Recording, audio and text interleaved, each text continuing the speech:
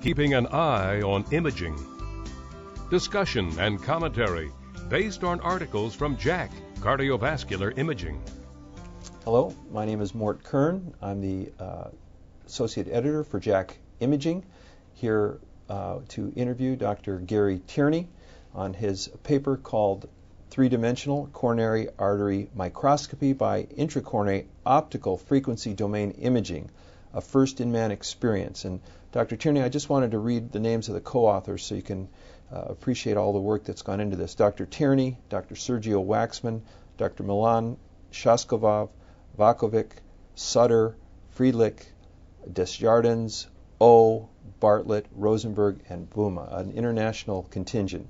And Dr. Tierney, welcome. And I wondered if you could tell our audience what is optical frequency domain imaging and how does it differ from our classic understanding of optical coherence tomography? Okay, optical frequency domain imaging is a second generation form of OCT. It's sort of the evolution of the technology.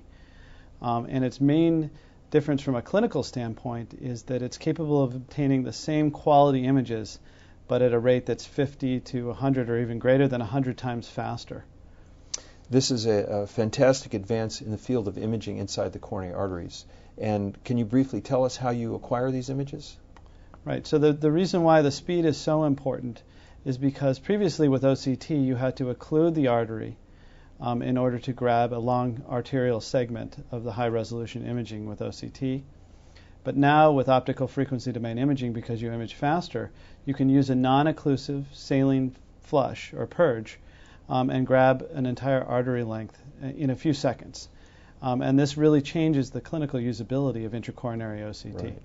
Right. Can you tell us what we learned from your paper on these three patients? So with our paper, it was a first-in-human experience, and we showed that in the three cases of the paper that we were successfully able to get high-resolution, three-dimensional imaging of coronary artery microstructure using this non-occlusive saline purge for a few seconds. Mm-hmm. And really, we've showed that the technique is feasible, and it's quite a bit more convenient and probably safer than the proximal balloon occlusion technique. It's a fantastic imaging paper. We've seen some beautiful images inside this, and I understand we're going to be able to see some moving pictures.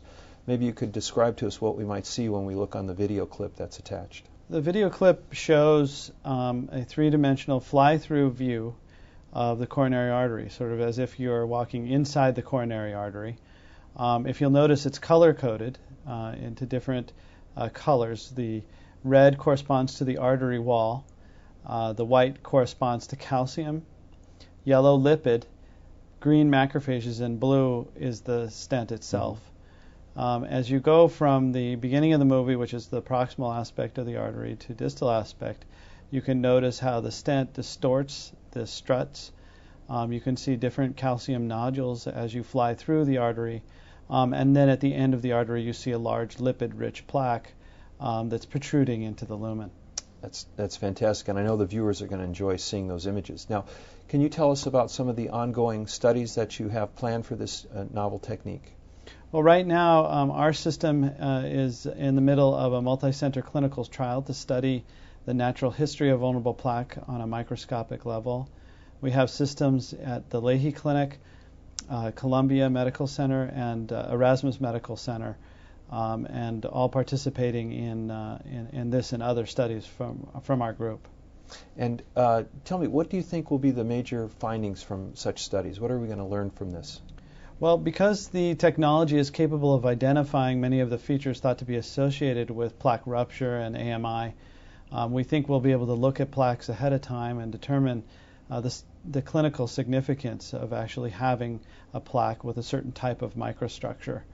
And then hopefully we'll be able to also look back retrospectively after the second imaging point, and for plaques that do have a thrombus or have caused an event, we'll be able to go back in time and look at what they looked like 12 or 18 months earlier. Right. This could really set the stage for understanding artery disease in a way we've never seen before. Absolutely. Right. Can you tell us what you have planned for the future with regard to this technology?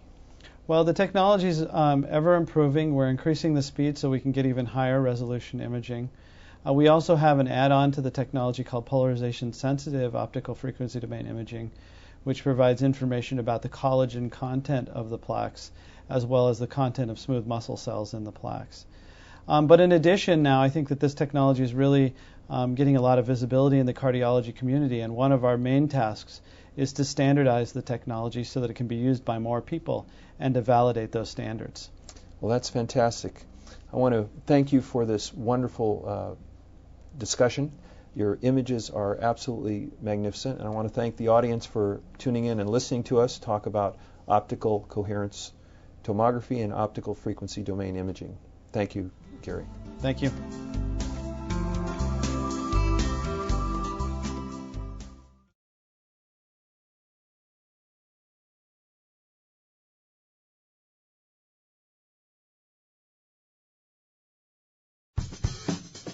Have a question or comment about a CVN story? Send us an email at cvnfeedback@acc.org.